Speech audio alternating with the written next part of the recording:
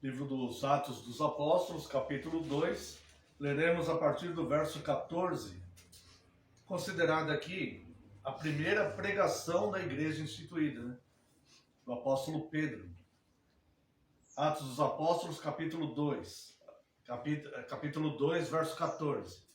Então se levantou Pedro com os 11, e erguendo a voz, advertiu-os nestes termos: varões judeus e todos os habitantes de Jerusalém, tomai conhecimento disto e atentai nas minhas palavras. Estes homens não estão embriagados como vindes pensando, sendo esta a terceira hora do dia. Mas o que ocorre é o que foi dito por intermédio do profeta Joel. E acontecerá nos últimos dias, diz o Senhor, que derramarei do meu espírito sobre toda a carne. Vossos filhos e filhas profetizarão, vossos jovens terão visões e sonharão, vossos velhos. Até sobre os meus servos e sobre as minhas servas derramarei do meu espírito naqueles dias e profetizarão. Mostrarei prodígios em cima no céu e sinais embaixo na terra, sangue, fogo e vapor de fumaça. O sol se converterá em trevas e a lua em sangue, antes que venha o grande e glorioso dia do Senhor. E acontecerá que todo aquele que invocar o nome do Senhor será salvo. Varões israelitas, atendei a estas palavras. Jesus, o Nazareno, varão aprovado por Deus diante de vós, com milagres, prodígios e sinais, os quais o próprio Deus realizou por intermédio dele entre vós, como vós mesmos sabeis. Sendo este entregue pelo determinado desígnio e presciência de Deus, vós o matastes, crucificando-o por mãos de iníquos, ao qual, porém, Deus ressuscitou, rompendo os grilhões da morte, porquanto não era possível fosse ele retido por ela. Porque a respeito dele diz Davi: diante de mim via sempre o Senhor, porque está à minha direita, para que eu não seja abalado. Por isso se alegrou o meu coração e a minha língua exultou. Além disto, também a minha própria carne repousará em segurança. Porque não deixarás a minha alma na morte, nem permitirás que o teu santo veja corrupção. Fizeste-me conhecer os caminhos da vida e encher-me-ás de alegria na tua presença. Irmãos, seja-me permitido dizer-vos claramente a respeito do patriarca Davi, que ele morreu e foi sepultado, e o seu túmulo permanece entre nós até hoje. Sendo, pois, profeta, e sabendo que Deus lhe havia jurado que um dos seus descendentes se assentaria no seu trono. Prevendo isto, referiu-se à ressurreição de Cristo, que nem foi deixado na morte, nem o seu corpo experimentou corrupção. A este Jesus, Deus ressuscitou, do que todos nós somos testemunhas. Exaltado, pois, à destra de Deus, tendo recebido do Pai a promessa do Espírito Santo, derramou isto que vedes e ouvis.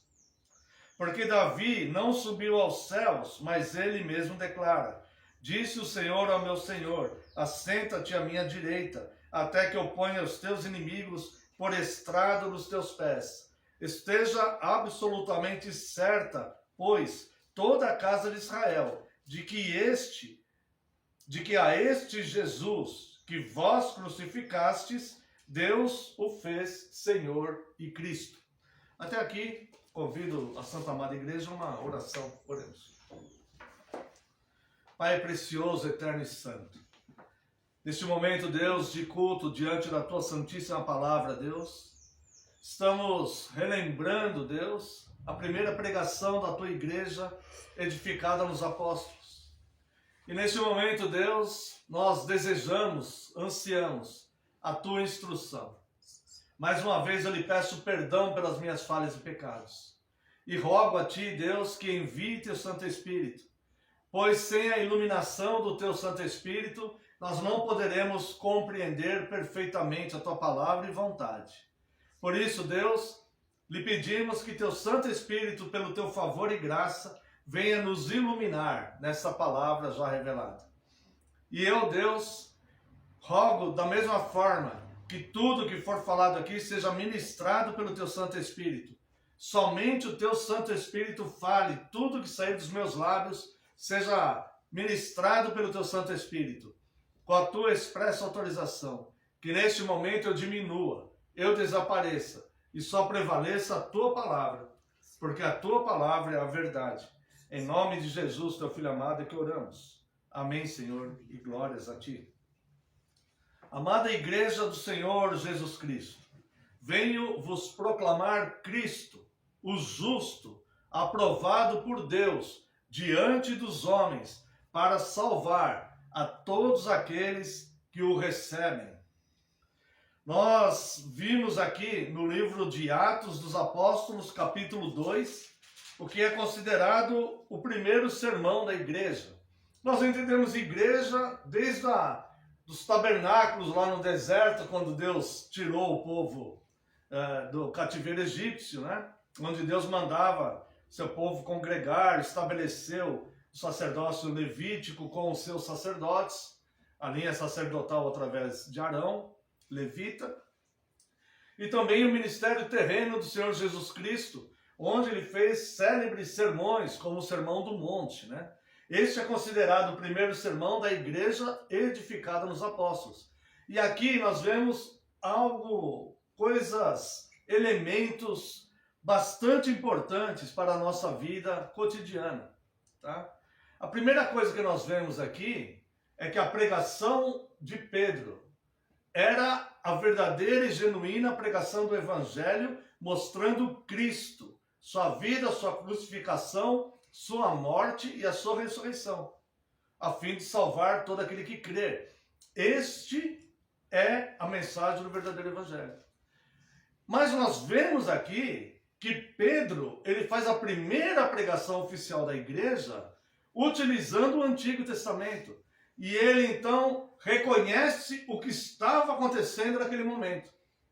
Para que nós possamos entender o que estava acontecendo naquele momento, é exatamente o tempo onde Deus envia o seu Santo Espírito para capacitar todo aquele que crê a ser iluminado acerca das coisas que Jesus Cristo fez no seu ministério terreno, sua crucificação, morte e ressurreição, a saber, a obra da redenção.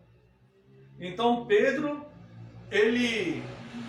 nesse dia de Pentecostes, alguns versículos antes, nós começamos a ler a partir do 14, né? Alguns versículos antes, o Senhor Deus envia seu Santo Espírito, e eles viam línguas como que de fogo repartidas, e aquelas pessoas então começaram a falar línguas estranhas. Essas línguas eram idiomas. Neste local haviam pessoas de diversas nações, e cada uma dessas pessoas entendiam no seu próprio idioma.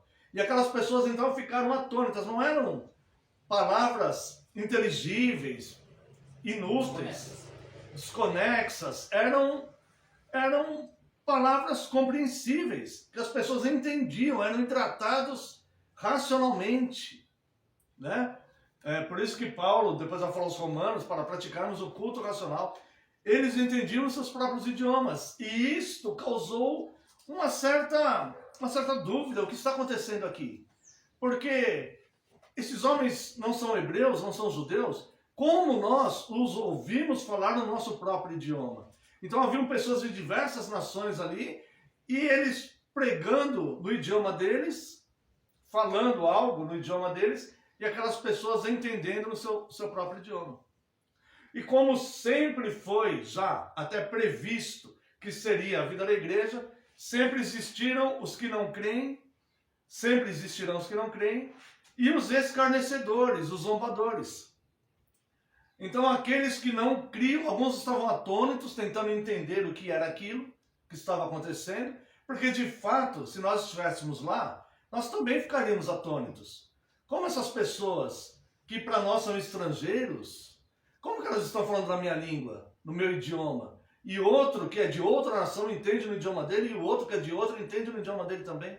Como é possível isso no mesmo discurso? Naquela época não existia esse aparelho de tradução que hoje é usado principalmente na ONU, né? Que eles colocam ali, alguém vai fazer um discurso e tal. Não, eles simplesmente, cada um entendia no seu próprio idioma, tá? E isso é dito dessa forma, cada um entendia no seu próprio idioma. Mas sempre existiram os zombadores e os escarnecedores, e alguns deles zombavam e diziam, já estão embriagados, esses homens já estão embriagados, né? E aí então, dentro desse contexto, o apóstolo Pedro, ele toma a palavra. E ele começa então a pregação do evangelho. E esta pregação do evangelho, que Pedro narra aqui, vai nos trazer elementos importantes para a nossa fé e para a nossa compreensão das coisas, inclusive das nossas vidas particulares nos dias de hoje. Tá? A primeira coisa que nós vemos aqui é que Pedro fala, ele começa a dizer, não zombem, nem escarneçam disso, porque esses homens não estão bêbados, sendo a 3ª hora do dia. Né? Veja que, quando diz aqui, Pedro os advertiu nesses termos. Veja o capítulo 14. A pregação de Pedro foi uma pregação audaciosa e corajosa. E aqui diz, olha, então se levantou Pedro com os 11, imagina a situação. Pessoas atônitas, não entendendo exatamente o que estava acontecendo, identificando que eles falavam no idioma e os outros entendiam nos seus idiomas natais, né? Da sua terra de nascimento, e em meio a eles, os zombadores e os escarnecedores, zombando daquilo tudo. Então Pedro, ele toma a palavra, erguendo a voz, advertiu-os nesses termos. Pedro faz uma advertência aos incrédulos. E ele diz, com respeito, varões judeus, ele faz essa advertência, mas com respeito, de forma respeitosa. Sempre a pregação do evangelho é em forma respeitosa. Paulo, no Areópago, ele viu um campo de idolatria. Eram vários altares para vários deuses. E ele foi pregar sobre Cristo ali, e ele fala, varões atenienses, vejo que são zelosos pela sua religião. Ele não ofendeu aqueles homens e abordou-os de forma respeitosa. Tá? Em nenhum momento o Evangelho nos ensina a não ter respeito pelas pessoas. A palavra de Deus nos diz que nós devemos ter respeito por tudo aquilo que Deus criou. Todas as coisas. Né? Nós devemos respeitar até os animais. Quanto mais um ser humano semelhante a nós. Tá? Então, mesmo que a pessoa tenha outra fé e crie de outro jeito, nós devemos respeitar as pessoas. E nós devemos respeitar as pessoas também de segmentos cristãos que não compartilham exatamente da nossa fé, mesmo discordando da forma que eles creem e discordando de suas liturgias, nós devemos ter respeito às pessoas. Tá? Então Pedro, se levantando com os 11, erguendo a voz, advertiu-os nesses termos, varões judeus e todos os habitantes de Jerusalém, tomai conhecimento disto e atentai às minhas palavras. Veja que Pedro, obviamente ali foi um evento sobrenatural que aconteceu. Porque homens falando num idioma, outros entendiam seus idiomas nacionais. Isso é um fenômeno sobrenatural. Porque não é possível que isso aconteça. Então isso não é natural, é sobrenatural. É possível porque para Deus todas as coisas são possíveis. Mas eu não posso falar num idioma e cada pessoa entender no seu próprio idioma. Isso não depende de mim. Isso depende da autoridade de Deus. Né? Então Pedro, ele diz assim, é um fato sobrenatural, é um fato espiritual, mas o que ele diz aqui? Tomai conhecimento disto. Tenha ciência disso. Compreenda isso. Entenda isso intelectualmente, entenda isso racionalmente. Tome conhecimento, saiba disto. Tá? E aí então ele começa a dizer, e atentai para as minhas palavras. Presta atenção, porque eu vou te explicar o que está acontecendo aqui. Todo mundo atônito ali, e ele falou, eu vou explicar. E aí então ele começa a dizer, primeira abordagem, quer dizer, a segunda, né? A primeira é geral para todos. A segunda abordagem dele é para os escarnecedores. estes homens não estão embriagados, como vindes pensando, sendo essa a terceira hora do dia. Não zombe disso. Não zombe do que você não conhece. Não zombe do que você não sabe o que é. Não zombe de algo muito superior a nós, porque aqui é um fenômeno produzido pelo próprio Deus e profetizado desde o Antigo Testamento. Como ele mesmo vai dizer aqui, o que aconteceu aqui é a profecia do profeta Joel, que acabou de se cumprir aqui. Então, desde o Antigo Testamento, séculos antes desse dia aqui, isso já estava profetizado. Então ele fala, não zombe de algo que é muito maior do que vocês, aliás, é muito maior do que todos nós, né? Então ele diz, mas o que ocorre é o que foi dito por intermédio do profeta Joel, e acontecerá nos últimos dias. Note o ensino teológico que nós abordamos com frequência, principalmente quando ensinamos o livro do Apocalipse. Os últimos dias, segundo a linguagem bíblica, começou com a ressurreição de Cristo. Os últimos dias começou ali. Não é algo futuro que ainda vai acontecer. É por isso que muitas profecias escatológicas já se cumpriram. Profecias dos últimos dias já se cumpriram. E nós vemos claramente isso. Nós não precisamos forçar nada. Nós vemos. Nós temos notícias, né, de coisas que têm acontecido. Então, os últimos dias a que Deus se refere começam, vamos dizer assim, né? Começam esses últimos dias na ressurreição de Cristo, ou seja, a obra redentora completa.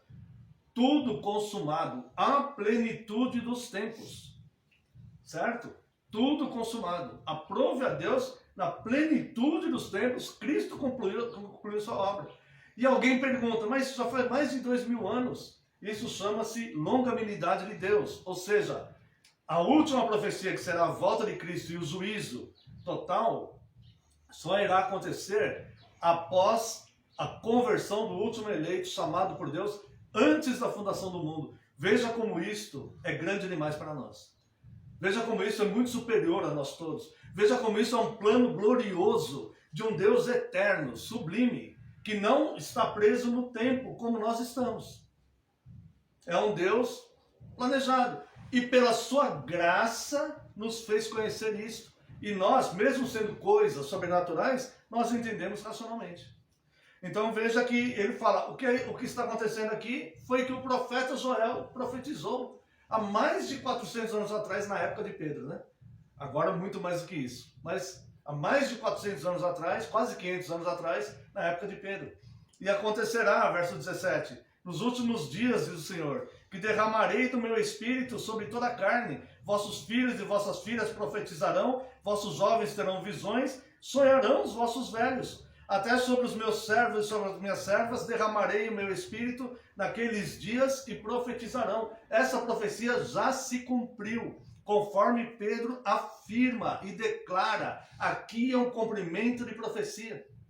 O que é isso? Os jovens, os velhos sonharão. Ana tinha 84 anos no Novo Testamento. E ela sonhava. As filhas de Filipe profetizavam. Ágabo profetizava. Esta credencial Deus deu para os apóstolos e os seus cooperadores, para que a igreja fosse estabelecida, para que as pessoas vissem o sobrenatural e percebessem, e para que eles mesmos, os apóstolos, que eram homens como nós, para que eles vissem e reconhecessem que Deus estava enviando o seu Santo Espírito. Olha só, não foi assim com o próprio Pedro? Veja que ele começa a pregar aqui, e ele começa a dizer, tomai conhecimento disso. Futuramente, ele teve que tomar conhecimento, porque nós sabemos pelo Evangelho, que Pedro achava que o Evangelho era só para os judeus. Há até uma controvérsia entre ele e Paulo, certa vez. Mas, o que acontece com ele? Estava Pedro, e isso vai estar narrado lá no capítulo 10 desse livro dos Atos dos Apóstolos. Estava Pedro sobre uma laje, com fome, esperando a comida ser pronta, por algum motivo aquela comida atrasou. E Pedro estava lá em cima com fome, e ele tem uma visão, os irmãos conhecem, né? algo como um lençol foi estendido na frente dele e ele em cima de uma laje sozinho. E ali animais considerados imundos pelos judeus, conforme Levítico 11. Né? E ele vê aqueles animais e ele escuta uma voz e diz: Pedro, você está com fome, né? A voz não diz assim, isso eu estou dizendo. A voz diz: mata e come. Pedro, mata e come. E ele olha aquilo e fala: não, Senhor, jamais comi animais imundos, jamais farei isso. Isso acontece pela segunda vez. E agora que ele estava atônito era o próprio Pedro. E o Pedro, então, mais uma vez, com aquela fome que ele estava, não sei se todo mundo fica de mau humor quando está com fome, mas não é uma sensação boa, né? Ficar ali com fome aguardando comida, né? Dá uma espécie de ansiedade, né? Você quer que a comida fique pronta logo. E ele com fome, esse estado humano. Aí aparece a segunda vez no lençol, os animais impuros. E a mesma voz: Pedro, mata e come. Ele responde a mesma coisa: não, Senhor, jamais comi animais imundos, não vou fazer isso. Aparece a terceira vez, olha a longanimidade, olha a compreensão de Deus, olha a paciência de Deus, né, com o ser humano, né? Aí aparece a terceira vez: Pedro, mata e come. E o Pedro: Senhor, jamais eu fiz isso. Aí a voz diz para ele, porque Pedro fala: jamais comi algo impuro, imundo. E aí a voz diz para ele: quem é o homem para tornar impuro o que Deus purificou? E logo em seguida, estava ele ainda com isso em mente, tentando entender, trabalhando com o seu próprio intelecto ali, e com o que ele cria, atônito também, né? Processando ali as informações. Aí vem dois servos de Cornélio e batem a porta. O Pedro está aí, o meu senhor está pedindo para que ele vá até lá. Cornélio, o que era? Um gentil, era um romano, que aprove a Deus salvá-lo. Mas Pedro achava que a salvação era só para os judeus. E depois de toda essa visão, Pedro vai à casa de Cornélio. Ele segue aqueles homens com fome. E ele segue aqueles homens. E chega lá na casa de Cornélio, e Cornélio reúne toda a família e seus servos e todo mundo ali. Fala: Pedro, nos fale sobre Cristo. Olha, reuniu todo mundo para o Pedro pregar o evangelho. Ela vai o Pedro, né? Pregar para gentios. Nesse aqui em Atos Apóstolos, falou varões israelitas, né? E todos os habitantes, ali eram só gentios, os romanos lá, né? E aí ele começa então a pregar daqueles homens. E Cornélio se converte. O primeiro gentil narrado na história do Novo Testamento se converter. E Cornélio então se converte. E o que acontece ali? Deus coloca Cornélio falando também línguas, como no dia de Pentecostes. Por que acontece isso? Um sinal para o próprio Pedro, né? Que estava incrédulo, achando que não deveria comer animais impuros, porque aquela religião judaica, e que o evangelho era só para eles. Então Deus abre, aquilo foi muito mais para o próprio Pedro ver, lembrando, irmãos, que eles eram homens como nós. Eles eram homens como nós. E aí então ele vê, e ele volta, e ele fala: realmente, Paulo tem razão, vocês têm razão, porque o evangelho de fato é para os gentios também. Pois até sobre os gentios Deus envia o seu Santo Espírito. Então olha só, algo para convencer o próprio Pedro. Então estes sinais aqui, vossos filhos profetizarão, os velhos terão sonhos, visões e tudo mais. Essa credencial apostólica aconteceu nos dias do início da igreja. Ou seja, uma profecia que foi cumprida nos dias da igreja. Verso 19: mostrarei prodígios em cima no céu e sinais embaixo na terra, sangue, fogo e vapor de fumaça. Olha só, verso 20: o sol se converterá em trevas e a lua em sangue, antes que venha o grandioso e glorioso dia do Senhor. O que quer dizer isso? Jesus é o sol da justiça, né? O sol se converterá em trevas, ou seja, o mundo perderá a luz. Ou seja, descrença. As pessoas começarão a apostatar, haverá uma apostasia antes que venha o grande e terrível dia do Senhor. E a lua se converterá em sangue, ou seja, violência, insegurança. Tem locais que à noite não se pode sair de casa. Tem cidades que à noite não se pode sair de casa. e tem que tomar muito cuidado para onde anda, né? Pessoas que são viajantes e tal, e que estão sempre, cada dia num lugar ou outro, tem cidades que eles não saem do hotel ali porque não sabem para onde estão andando, porque o perigo é iminente, de violência, morte, assaltos, né? Então a lua se transformará em sangue. E depois ele continua, e acontecerá que todo aquele que invocar o nome do Senhor será salvo.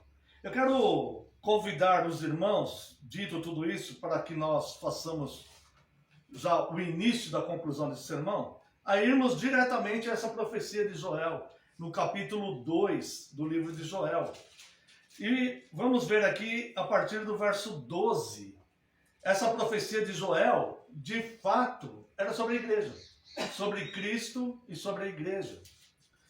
E tanto é assim que o próprio Pedro fala, isso aqui é o cumprimento da profecia do apóstolo, do profeta Joel. Tá?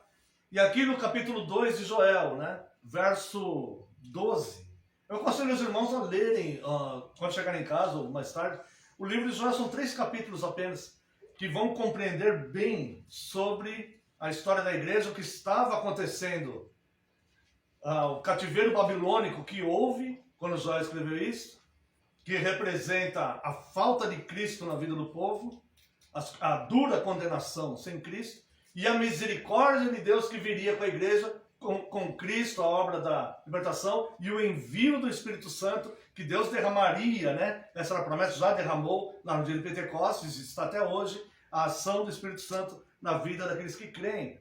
E veja aqui, verso 12. Ainda assim, agora mesmo, diz Joel 2,12.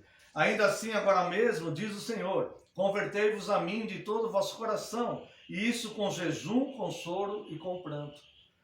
Aqui, o chamado da igreja. Qual que é o chamado? Ao arrependimento.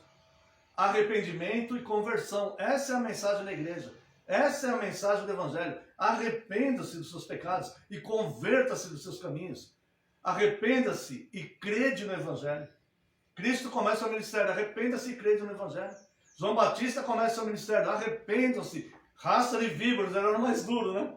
E os apóstolos começam o seu ministério nesse próprio discurso do Pedro, quando aqueles homens vão falar, não entendemos do seu sermão, o que devemos fazer? Arrependam-se e sejam batizados em nome de Jesus Cristo, para a remoção dos vossos pecados. Então, veja, no verso 12, a chamada do Evangelho, a mensagem da igreja, a pregação do Evangelho. Ainda assim, agora mesmo, diz o Senhor, convertei-vos a mim de todo o vosso coração. E como é isso? Não é com cerimônias religiosas. Não é com cerimônias religiosas. É algo interno, sincero, franco, que acontece dentro de nós mesmos. Tá? Convertei-vos a mim de todo o vosso coração. E não com práticas religiosas, mas com jejum, que é a abstência de alimentos, choro e pranto. Qual a diferença entre choro e pranto? Choro, você pode chorar, uma criança chora às vezes por nada, por manha, né? Sai aquela lágrima. Pranto é aquele sofrido mesmo, onde você fala, não, isso não podia ter acontecido, onde você fica inconformado. Eu não podia ter pecado tanto, eu não posso ser pecador, eu não posso ser desse jeito, Deus é santo. É profundo, é muito mais profundo do que um choro superficial, causado por uma emoção momentânea. Algo lá de dentro mesmo. E isso é individual. Não pode ser religioso isso, não pode ser uma cerimônia religiosa isso. Isso é individual para cada um de nós. Senhor, eu me arrependo de ser pecador, eu me detesto por isso. Me detesto pelas coisas que passam pelo meu pensamento, por coisas erradas que muitas vezes me atraem. Eu me detesto porque eu tenho essa coisa em mim. Esse é o pranto, mas tem que ser sincero, sabe? Aquilo, por isso que ele fala de todo o vosso coração, não uma prática religiosa, mas de todo o vosso coração. 13. Rasgai o vosso coração e não as vossas vestes, e convertei-vos ao Senhor vosso Deus, porque Ele é misericordioso e compassivo e tardio em irar-se, e grande benignidade, e se arrepende do mal. Quando ele diz aqui, rasgai o vosso coração e não as vossas vestes, é porque havia uma tradição judaica quando eles tinham uma notícia ruim, quando eles estavam quebrantados, eles rasgavam as vestes. Quando eles ficavam indignados com alguma coisa, né? Então eles rasgavam as vestes assim. E aqui ele fala assim, rasgai o vosso coração, não as vossas vestes, aquilo é pano. Claro, mas o seu coração, isso que vai transformar você. Não uma prática externa, material, né? Mas algo que está de fato acontecendo lá dentro de você. Sabe? Rasgue o seu coração diante de Deus. Fala, Senhor, é inacreditável como eu sou assim. Mesmo com toda essa tanta informação, né, que nós temos sobre Cristo e sobre o Evangelho, nós ainda, neste corpo, nós ainda temos essa tendência. Então isso é motivo de conversão praticamente diária na vida do homem, do ser humano. Tá? Rasgai o vosso coração e não as vossas vestes. E convertei-vos ao Senhor. Aqui está falando algo real. Real. Convertei-vos diante do Senhor, vosso Deus. Agora olha só, porque Ele é misericordioso. Ele entende as nossas fraquezas e a nossa situação, e porque somos assim, Ele entende isso. Ele é compassivo, ou seja, Ele se compadece de nós. Tá? Ele se ira, é verdade, mas Ele é tardio em irar-se, porque Ele é longânimo. Ele cuida, Ele espera, Ele tem paciência conosco. Deus não é impulsivo, sabe? Aquele que toma aquelas decisões de impulso. Não, Deus é longânimo, certo? Ele trata de nós, cada um de nós. Eu não sei, nem tenho autoridade para dizer isso, mas a impressão que me dá é que cada um de nós tem um tempo, sabe? Para trabalhar as coisas, às vezes para entender, às vezes um tempo de transformação. Cada um de nós tem, né? Eu acho que eu sou o mais nerdinho da turma, né? Mas cada um tem um tempo, sabe? E Deus, Ele é longânimo assim, ó. Isso é muito amor, irmãos. Isso é muita misericórdia, né? Poderia nos condenar-se na primeira, né? Na primeira que a gente erra, ou reincide no erro, pronto, né? Não, Ele é, tá? Então nós devemos ter esse coração rasgado diante dEle, né? Porque Ele é misericordioso, compassível, tardio sem irar-se, grande em benignidade e se arrepende do mal. O que quer dizer isso? Que esse mal é o mal da adversidade, vai ser condenado o pecado. Mas aquele que rasgar o seu coração tudo, falou, não, esse aí, do universo dos condenados, esse receberá a minha misericórdia, a misericórdia do meu perdão. Tá? Então olha só, depois no verso 14 aqui, salvação e perdão pertencem a Deus e não aos homens. Olha só, quem sabe se não se voltará e se arrependerá e deixar após si uma bênção, uma oferta de manjares e libação para o Senhor vosso Deus. Quem sabe se não se voltará e se arrependerá e deixar após si uma oferta de manjares e libação para o Senhor vosso Deus. Vem de Deus tanto querer como fazer. Quem sabe eu vou conseguir fazer essas coisas. Quem sabe Deus vai me impulsionar para haver um verdadeiro arrependimento. O apóstolo Paulo aos Romanos, ele diz, vocês não sabem que é a bondade de Deus que te conduz ao arrependimento? Então o que nós devemos fazer? Falar, Senhor, meu coração está duro, eu entendo que eu tenho que, mas eu não consigo me converter. Senhor, quebra o meu coração, me transforme. A mensagem do Evangelho não é que o homem escolhe essas coisas, não é isto. Que o homem vai fazer, que o homem vai ser. O homem não tem força. O homem é um pecador caído, escravo do pecado. O homem precisa de libertação. O homem precisa que Deus o liberte. Então o que o homem, quando ele entende intelectualmente essas coisas, ele tem que clamar a Deus, Senhor, me liberte. Me livre desse mal, me livre dessas coisas, me salva. É isso que o homem deve fazer, clamar a Deus por isso, não achar que Ele é Senhor da situação e que Ele vai se arrepender quando quiser. Irmãos, essa falsa pregação do Evangelho, ela está fazendo tanto mal, que tem pessoas que procrastinam a vida inteira e falam, não, depois mais tarde eu me converto, como se dependesse dela. Ah, depois que eu me formar na faculdade, ainda sou muito jovem, depois que eu curti a vida, antes de morrer, quando eu estiver no leito de morte. Quem sabe se Deus vai ter misericórdia de nós quando nós estivermos no leito de morte? Quem pode dizer isso? Terei misericórdia de quem me aprover ter misericórdia. Então, a pessoa, quando ela tem contato com essas coisas, ela deve clamar a Deus, falar, Senhor, me converta. Me converta. Eu me arrependo de ser pecador. Me dê o verdadeiro e genuíno arrependimento. Porque tanto a salvação como o perdão pertencem a Deus e não aos homens. E o dever do homem, aqui versos 15 e 16. Tocai trombeta em Sião, promulgai um santo jejum, proclamai uma assembleia solene, congregai o povo, santificai a congregação, ajuntai os anciãos, reuni os filhinhos e os que mamam. Saia o noivo da sua recâmara e a noiva do seu aposento. Aqui tem tanta informação que não vai dar tempo da gente aprofundar muito. Mas olha só. Tocai a trombeta em Sião, ou seja, proclamai isso. Essa é a mensagem da igreja. Proclamai isto. Tá? A salvação dos homens depende dessa mensagem. Eu vou falar algo aqui que é polêmico, mas com segurança teológica eu vou falar. Não existe salvação se a pessoa não ver, ouvir ou ler, se ela tiver contato com o Evangelho de Cristo. Não há salvação. Não é verdade a teoria da ignorância, que a pessoa vai ser salva porque ela nunca ninguém pregou para ela nunca ouviu falar sobre... Se Deus não providenciar a salvação para ela lá, ela vai se perder. Então, a pessoa vai saber através de Cristo.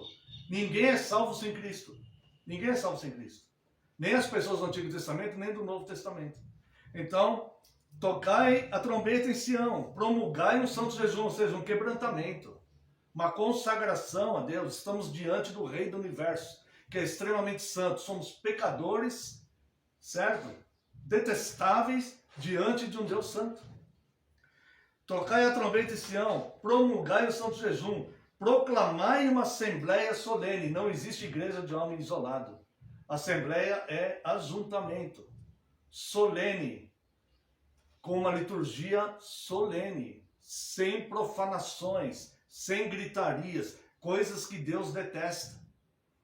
Solene, educada, respeitosa, em paz, que tem todas as características de Deus, pois Deus não é Deus de confusão, assim é em todas as igrejas, conforme diz o apóstolo Paulo.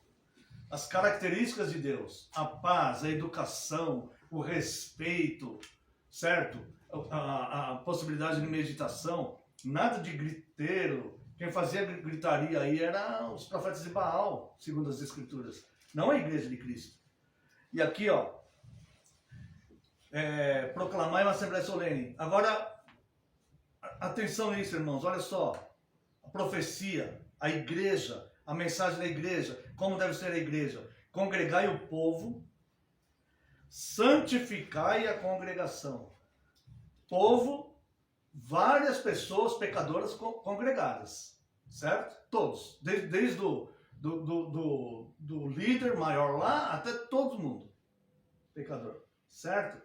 Santifica essa congregação, ou seja, aqui não tem imoralidade. Na igreja de Cristo, a noiva que Cristo vai levar consigo, não tem imoralidade no seu meio, não tem desvio de dinheiro, não tem um magoando o outro intencionalmente. Às vezes a gente magoa sem querer, né? Intencionalmente, um pisando no outro. Isso não tem.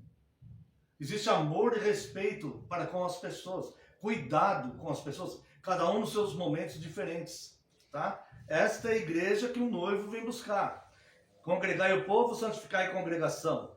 Ajuntai os anciãos, tá? Tanto aquele ancião aqui pode ser entendido como pessoas idosas e também como pessoas mais experimentadas na fé. Ajuntai eles. Reuni os filhinhos juntos nessa congregação. Nada de separado em outra parte. Junto nessa congregação. E olha só aqui, irmãos. E os que mamam, ou seja, ninguém está autorizado a excluir os bebezinhos e as crianças da aliança com Deus. Ninguém está autorizado a fazer isso em nenhuma página da Bíblia, entre Gênesis e Apocalipse. Ninguém está autorizado a fazer isso. Nem os pais da criança, nem a igreja.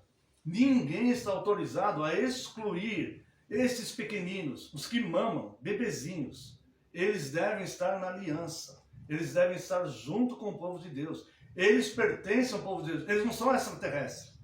Eles são a nossa descendência. Eles são o povo de Deus.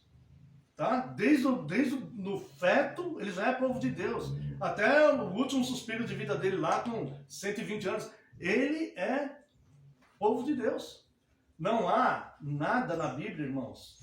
Eu clamo aos irmãos que observem isso. Não há nada na Bíblia que aponte, ou que induza, ou que autorize a tirar as crianças da comunhão com Deus. Isso é uma crueldade. Isso não é verdade, não pode acontecer.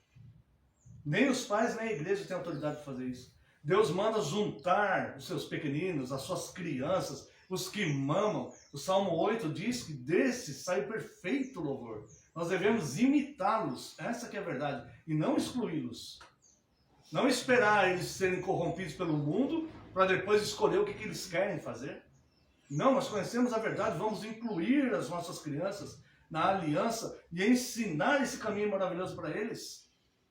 E eles também vão passar pelo processo de conversão, claro que vão, como todo mundo. Mas eles vão ser instruídos desde pequenininhos.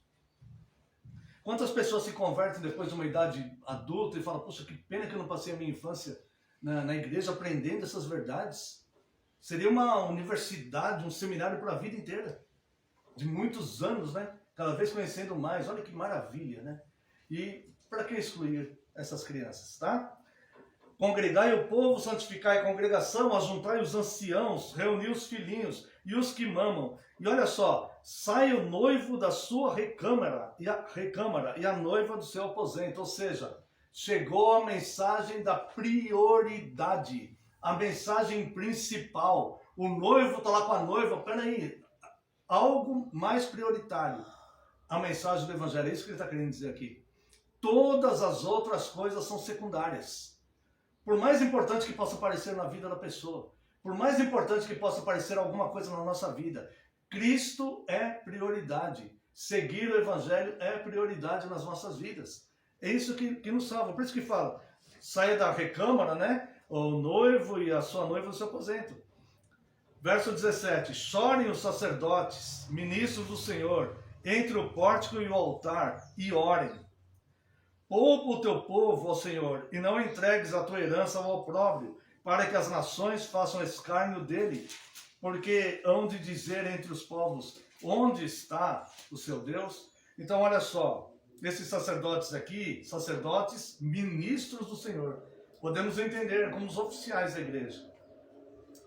Sejam humildes, reconheçam a sua pequenez diante de Deus. Um ministro, um oficial, ele serve a Cristo.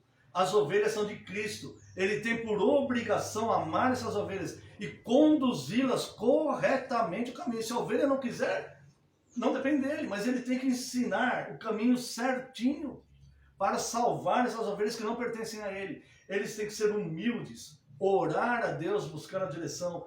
E essa humildade deve ser no sentido deles não terem mais a soberba de conduzirem ao erro fatal que os sacerdotes conduziram o povo até o cativeiro babilônico. Isso aqui foi escrito nessa época. Não cometeram o erro fatal que condenou uma nação inteira. E Deus salvou alguns ali, mas condenou uma nação inteira ao cativeiro babilônico. Muitos morreram à espada, outros se tornaram servos, escravos, passando por diversas opressões. Ezequiel perdeu até a sua esposa, que chamava de delícia dos seus olhos. Tudo isso lhe foi tirado. Então, esses ministros do Evangelho, eles devem ser humildes diante de Deus. Nada procede de nós, irmãos. Eu sou pastor da igreja, eu sei que nada vem de mim. Nada, absolutamente nada. Pelo contrário, o que vem de mim não serve para nada. Né? Então, eles devem ser humildes e reconhecerem quem é Cristo e conduzir as ovelhas no caminho santo de Cristo. E depois, irmãos, não vai dar mais tempo, né? Para nós lermos a resposta de Deus, né? Prometendo alegria, prosperidade, que Deus vai ser o o preservador do povo, o provedor, todas as necessidades supridas e tudo mais, e culmina aqui, né, do verso 28 ao verso 32, com o que o apóstolo Pedro mencionou no seu discurso da profecia de Joel, tá? Então, nós vemos aqui que invocar o nome do Senhor e será salvo, né? Verso 32. Vamos ler só o verso 32 para nós terminarmos. E acontecerá que todo aquele que invocar o nome do Senhor será salvo.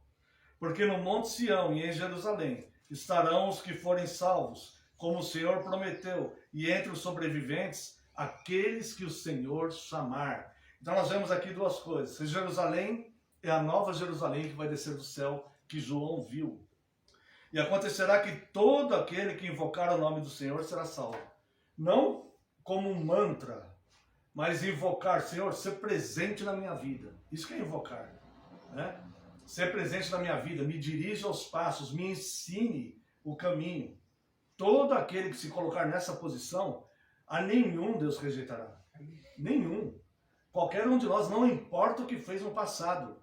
Para Deus não importa o que nós fizemos na nossa vida até agora. Para Deus importa o que nós vamos fazer daqui para frente. E todo aquele que invocar o nome do Senhor será salvo. E diz aqui, e acontecerá que todo aquele que invocar o nome do Senhor será salvo, porque no Monte Sião, em Jerusalém, estarão os que forem salvos. Eles serão congregados na Nova Jerusalém, como o Senhor prometeu, um Deus que não falha. E entre os sobreviventes, aqueles que o Senhor chamar. Essa salvação, ela pertence totalmente a Deus.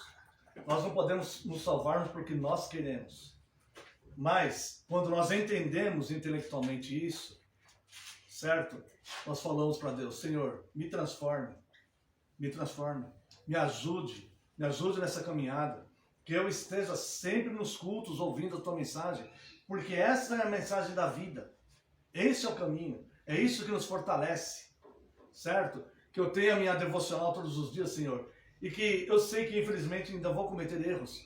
Enquanto estiver nesse corpo, nós vamos cometer erros, mas me conduza no caminho eterno, como os discípulos falaram para Cristo. Aliás, Cristo primeiro pergunta para os discípulos, cadê as multidões que vinham atrás de mim? Aí os discípulos falam, foram todos embora, nenhum ficou. Aí Jesus fala, e vocês? Vocês querem ir embora também? Podem ir. 12 homens. Vocês querem ir embora também? Podem ir. E aí Pedro dá a resposta para ele, Senhor, para onde iremos nós, se só tu tem palavras de vida eterna? Só tu. Cadê aquelas multidões? Só tu tem palavras de vida eterna. Então, esta é a nossa postura diante de Deus. Senhor, eu sei que sou falho e pecador, mas para onde eu irei, se só tu tem palavras de vida eterna? Irmãos, muitas coisas conspiram para nos tirar da comunhão, sabia? Muitas coisas conspiram para nos tirar da comunhão. Mas aquele que perseverar até o fim, esse é que vai ser salvo. Amém. É a doutrina da perseverança dos santos, tá? Dita de Gênesis a Apocalipse praticamente. Aquele que perseverar até o fim é que será salvo. Amém. E que Deus abençoe esta palavra.